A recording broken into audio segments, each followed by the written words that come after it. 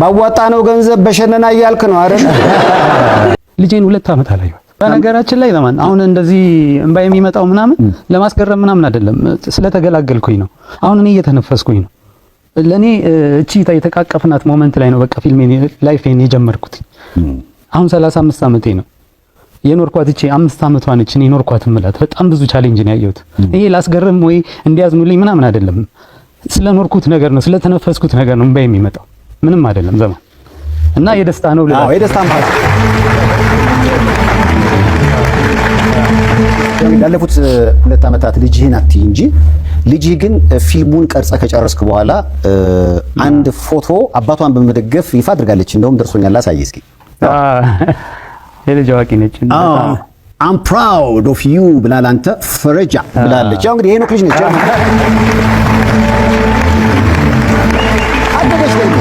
ይሄ እዚህ ላይ 9 ዓመቷ ነበር እና ይሄ ፎቶ ይሄንን ሐሳብ ካነሳሁት ከ2 ዓመት በኋላ ምናምን ሄድኩትና ያኔ ገና መክሳቴ ምናምን ነበርና በር ከፍቼ ስገባ እየሮጠች ገባች ወደ ሩሟ ደንግጣ።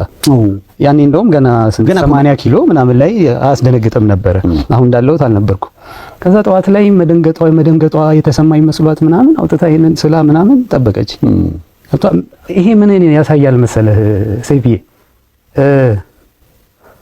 የፈረጃን ሐሳብ ለመረዳት የዚህች ልጅ አይምሮ ይበቃል። የዚህች ልጅ እድሜ በቂ ነው። ሌላ ውስብስብ ነገር አያስፈልገውም። ከህይወቴም ጋር አይገናኝም። ምንም አርቲስት ነኝ እኮ ዘማን ጥጌ ጋር ይዤ ቁጭ ብዬ መብላት ይችላል። የፈለገ ደግሞ ቢመጣ ለማጭበርበር ቀላል ነው ለኔ።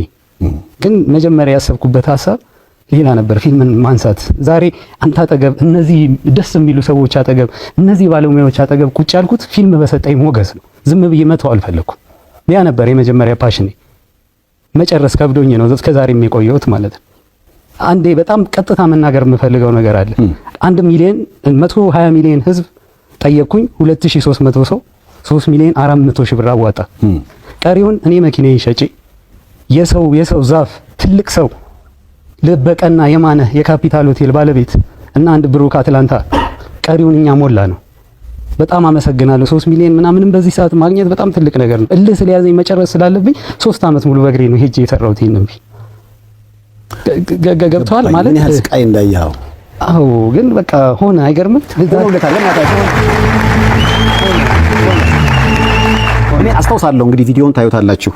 መጀመሪያ እዚህ መጥተህ ፈረጃ የሚባል ፊልም በሌላው ዓለም የተለመደ ነው። የክራውድ ፈንዲንግ ይባላል። በአሜሪካ ለምሳሌ የሚሰሩ የተለያዩ ፊልሞች አሉ።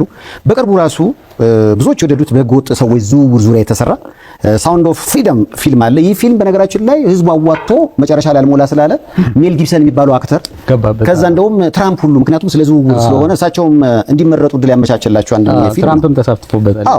እና በእኛ ሀገር አልተለመደም። የሆነ 5 ብር ሰጥቶ አንዳንዱ ለምሳሌ ቪዲዮዎችን ስትለቅ አይቻለሁ። የአርሰናል ስቴዲየም ይሁን ወይ ምናምን አላውቅም፣ ውስጥ ገብተህ አርሰናል ሜዳ ላይ ነኝ ምናምን ብለህ እንትን ስትል ዌስት ሃም ሜዳ ነው ከስር ገብቶ ባዋጣነው ገንዘብ በሸነና እያልክ ነው አይደል?